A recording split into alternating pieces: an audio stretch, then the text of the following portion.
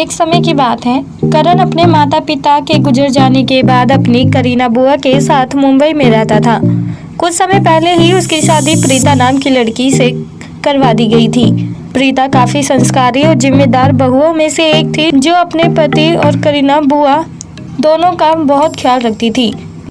लेकिन प्रीता के साथ करीना बुआ का था तो सास वाला रिश्ता ही, इसलिए तो करीना बुआ एक सख्त सासू माँ की तरह प्रीता पर अक्सर गुस्सा करती रहती थी और कहती थी कि एक पत्नी की जिम्मेदारियां निभानी तुम्हें बिल्कुल भी नहीं आती है। पता नहीं तुम्हारी माँ ने तुम्हें कैसी परवरिश दी है। तुम्हें तो घर के सभी लोगों के उठने से पहले सुबह जल्दी उठना चाहिए और घर का कामकाज निपटाने के साथ साथ घर के सभी लोगों की ज़रूरतों का ख्याल रखना चाहिए। प्रीता करीना बुआ की हर एक बात का पालन करती थी और सुबह जल्दी उठकर सभी के लिए खाना बनाती और घर का सारा कामकाज हो जाने के बाद करीना बुआ के पैर भी दबाया करती थी। तभी एक दिन ऑफिस जाने के बाद करण की ऑफिस में ही अचानक तबीयत खराब हो गई थी। इसी वजह से उसे हाफ डे में ही घर आना पड़ा था। उस वक्त करीना बुआ अपनी किसी सहेली के घर गई हुई थी और प्रीता घर में अकेली ही थी, जो घर के कामकाज में लगी हुई थी और नॉन स्टॉप काम करती जा रही थी। जब प्रीता ने करण को देखा तो उसने तुरंत करण की तबीयत के बारे में पूछा और उसके लिए कुछ मेडिसिन ले आई। तभी करण प्रीता से कहता है कि क्या तुम इसी तरह नॉन स्टॉप काम करती रहती हो, थकती नहीं हो क्या? तभी प्रीता कहती है कि अभी घर में बहुत काम बाकी है, मुझे अभी माँ जी के लिए गर्मा गर्म खाना भी बनाना है और बाजार से सब्जी भी लानी है। अगर मैंने ये सब नहीं किया तो माँ जी बहुत गुस्सा होंगी। इसी बीच करीना बुआ घर में दस्तक देती है और प्रीता से कहती है कि तुम मेरे खिलाफ करण को क्या कह रही थी।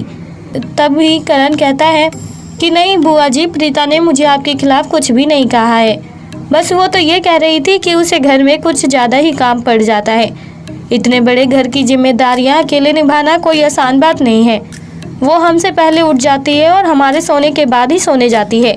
अगर हम उसकी परेशानियों को नहीं समझेंगे तो कौन समझेगा? पर करण की बातों का करीना बुआ पर कोई असर पड़ता ही नहीं और वो करण की बातों को अनसुना करते हुए अपने रूम में चली जाती है। इसी तरह अगला दिन आता है। अगले दिन शाम के टाइम जब करण ऑफिस से घर आता है तब उसके साथ एक माहिरा नाम की लड़की भी आती है, जिसे देखकर प्रीता तुरंत करण से पूछती है कि ये कौन है। तभी करण कहता है कि ये माहिरा है, जिसे मैं घर का कामकाज करने के लिए लेकर आया हूँ। ये घर के कामकाज में तुम्हारी मदद करेगी। करण की बातें सुनकर प्रीता बहुत खुश होती है और करीना बुआ को ना चाहते हुए भी नौकरानी को घर में रखना पड़ता है।